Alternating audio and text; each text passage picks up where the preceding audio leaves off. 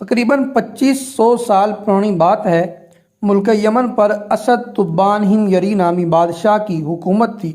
چنانچہ یمن کی زبان میں بادشاہ کو تبا کہا جاتا تھا، اس لیے تاریخ میں یہ بادشاہ تبا الاول یعنی پہلا بادشاہ اور تبا ہمیری کے نام سے مشہور ہوا۔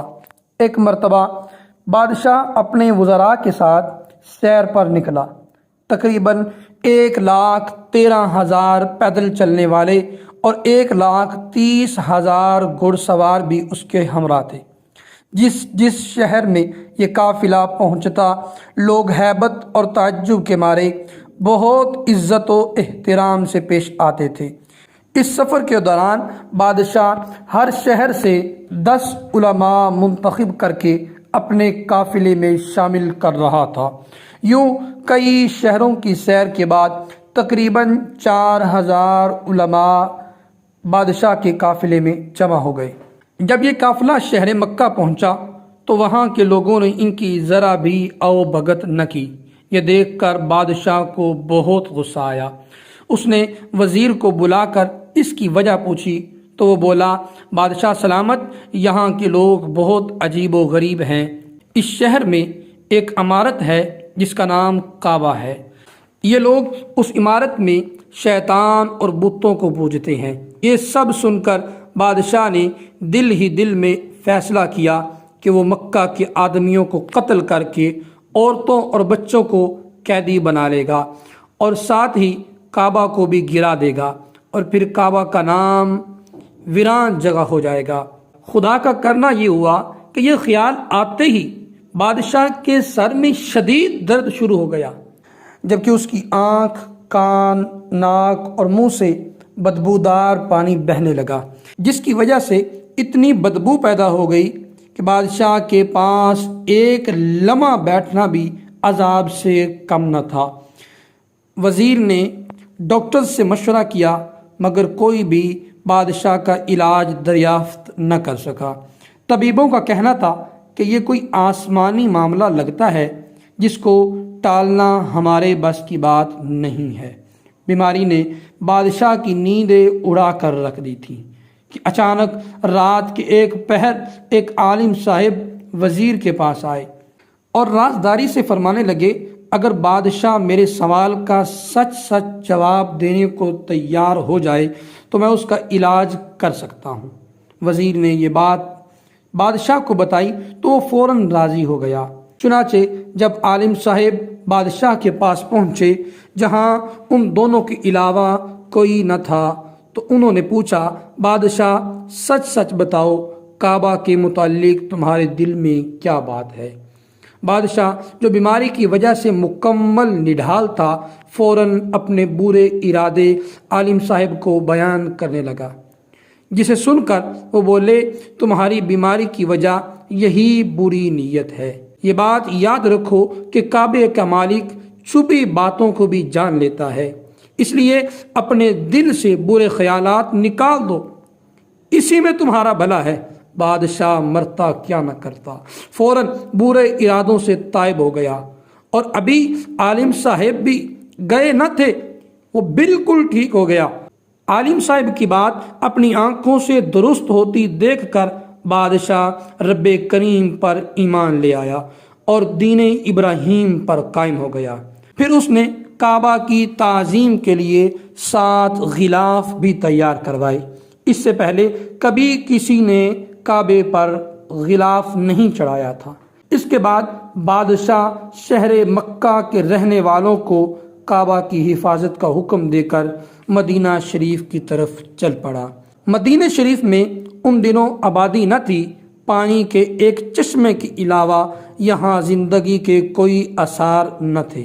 بادشاہ کے قافلے نے وہاں پہنچ کر اسی چشمے کے پاس پڑاؤ ڈالا۔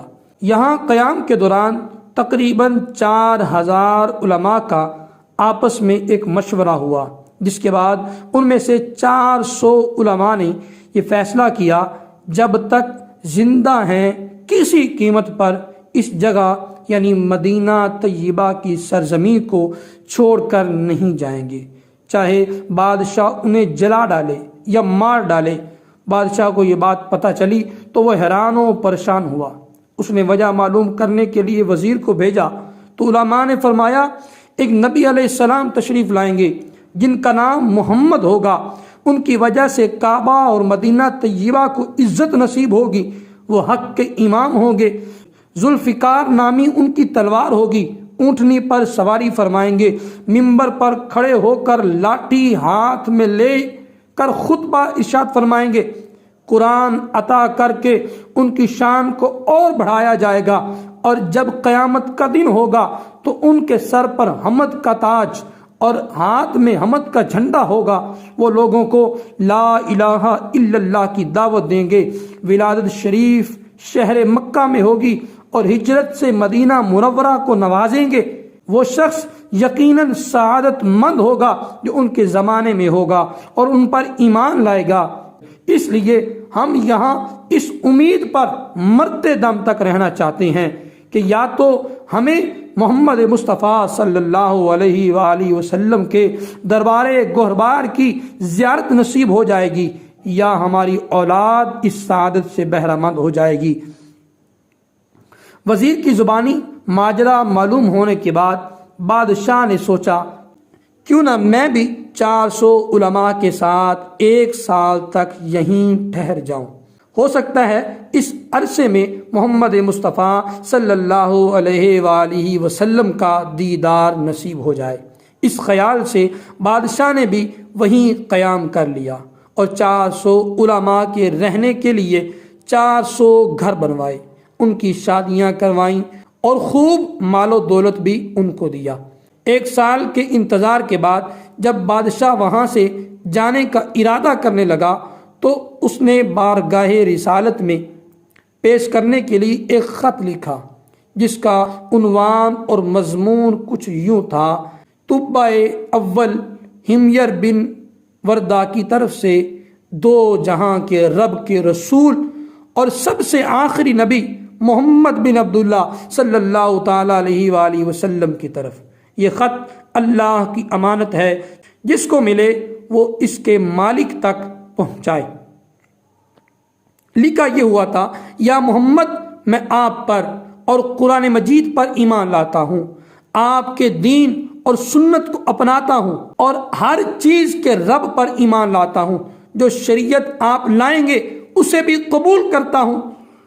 اگر میں آپ کی صحبت کا شرف پانے میں کامیاب ہو گیا تو یہ مجھ پر رب کا انعام ہوگا، اور اگر یہ سعادت مجھے نہ مل سکی تو آپ قیامت کے دن مجھے مت بھولیے گا، رب کی بارگاہ میں میری شفاعت کیجیے گا۔ میں آپ کا فرما بردار امتی ہوں اور تشریف آوری سے قبل ہی آپ کی پیروی کرنے والا ہوں۔ میں آپ اور آپ کے والد ابراہیم علیہ السلام کے دین پر ہوں۔ یہ خط لکھنے کے بعد بادشاہ نے اس پر اپنی سنہری مور لگائی، جس پر یہ عبارت نقش تھی: للہ الامر من قبل ومن بعد ویومئذ یفرح المؤمنون بنصر اللہ، یعنی پہلے اور بعد حکم اللہ ہی کا ہے اور اس دن ایمان لانے والے اللہ کی مدد سے خوش ہوں گے۔ پھر جن عالم صاحب نے بادشاہ کی اصلاح کی تھی، بادشاہ نے یہ خط انہی کے سپرد کر دیا اور وصیت کی کہ اگر آپ محمد مصطفیٰ صلی اللہ تعالیٰ علیہ وآلہ وسلم سے ملاقات کریں تو یہ خط ان تک پہنچائیں، اور اگر ملاقات نہ ہو تو آپ کی اولاد یا اولاد کی اولاد اس خط کو بحفاظت بارگاہ رسالت میں پہنچائیں۔ اس کے بعد بادشاہ مدینہ منورہ سے ہند کے شہر غلسان چلا گیا، وہاں اس کا انتقال ہو گیا۔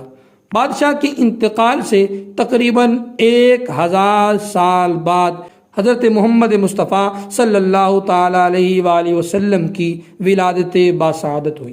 53 سال مکہ مکرمہ کو نوازنے کے بعد ہمارے پیارے نبی صلی اللہ علیہ وآلہ وسلم نے مدینہ منورہ کی طرف ہجرت کرنے کا ارادہ فرمایا۔ اس ہجرت میں مسلمانوں کی مدد کرنے والے مدینہ شریف کے مسلمانوں کو انصار کہا جاتا ہے۔ یہ انصار انہی 400 علماء کی اولاد سے تھے اور 1000 سال سے نسل در نسل خط کی حفاظت کرتے آ رہے تھے۔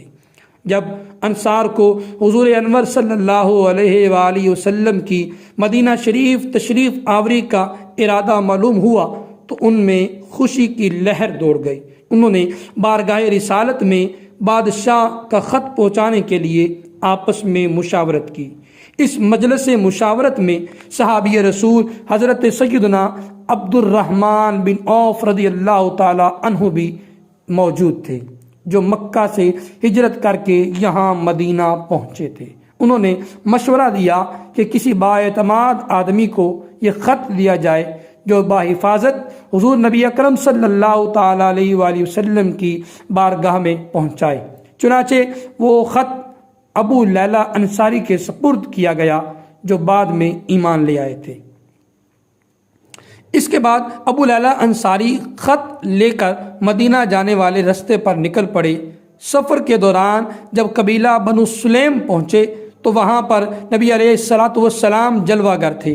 ابو لیلہ انصاری آپ صلی اللہ علیہ وسلم کو پہچانتے نہیں تھے، لیکن نبی علیہ السلام جیسے ہی ابو لیلہ انصاری کو دیکھا تو پکارا، انت ابو لیلہ، یعنی تم ابو لیلہ ہو؟ عرض کی جی ہاں۔ یہ سن کر نبی علیہ السلام نے غیب کی خبر دیتے ہوئے ارشاد فرمایا، وَمَعَكَ کِتَابُ تُبَّعِ الْأَوَّلِ، تمہارے پاس ہی تُبَّعُ الْأَوَّلِ کا خط ہے۔ اتنا سننا تھا کہ ابو لیلہ انصاری حیران رہ گئی اور انہیں تعجب ہوا کہ یہ شخص کون ہے جو میرا نام بھی جانتا ہے اور یہ بھی جانتا ہے کہ میں کس مقصد کے لیے آپ کے پاس حاضر ہوا ہوں۔ اس لیے اس نے عرض کی، جناب آپ کون ہیں؟ فرمایا، میں ہی محمد ہوں، لاؤ خط۔ یہ سن کر ابو لیلہ انصاری نے اپنا تھیلا کھولا اور بادشاہ کا تقریباً 1000 سال پرانا لکھا ہوا خط بارگاہ رسالت میں پیش کر دیا۔ نبی علیہ السلام نے حضرت ابوبکر صدیق کو حکم دیا کہ یہ خط پڑھ کر سنایا جائے۔ جب خط سنا دیا گیا تو نبی علیہ السلام نے 3 بار فرمایا، مرحبا بالاخ الصالح، یعنی نیک بھائی خوش آمدید، نیک بھائی خوش آمدید، نیک بھائی خوش آمدید۔ اس کے بعد نبی علیہ السلام نے ابو لیلہ انصاری کو مدینہ شریف کی طرف لوٹ جانے کا حکم دیا۔ ابو لیلہ انصاری جب مدینہ منورہ پہنچے تو انہوں نے بارگاہ رسالت میں خط پہنچانے کی روداد سنائی، جسے سن کر لوگوں نے اپنی استطاعت کے مطابق ابو لیلہ انصاری کو انعام و کرام سے بھی نوازا۔ اس کے بعد نبی علیہ السلام نے طلع البدر علینا کی صداؤں میں مدینہ کی سرزمین پر قدم رکھ کر اسے ہمیشہ کے لیے مدینہ طیبہ بنا دیا، تو ہر قبیلہ چاہتا تھا کہ آپ صلی اللہ علیہ وآلہ وسلم ان کے ہاں قیام فرمائیں، مگر نبی علیہ السلام نے فرمایا، میری اونٹنی کو چھوڑ دو، جہاں خدا کا حکم ہوگا وہاں یہ اونٹنی جا کر رک جائے گی۔ چنانچہ اونٹنی چلتی چلتی صحابی رسول حضرت سیدنا ابو ایوب انصاری رضی اللہ تعالی عنہ کے گھر آ کر رک گئی۔ آپ رضی اللہ تعالی عنہ انہی عالم صاحب کی اولاد میں سے تھے جنہوں نے طبہ بادشاہ کی اصلاح کی تھی، اور آپ کا مکان وہی مکان تھا جو طبہ نے خاص پیارے آقا صلی اللہ تعالی علیہ وآلہ وسلم کے لیے بنوایا تھا۔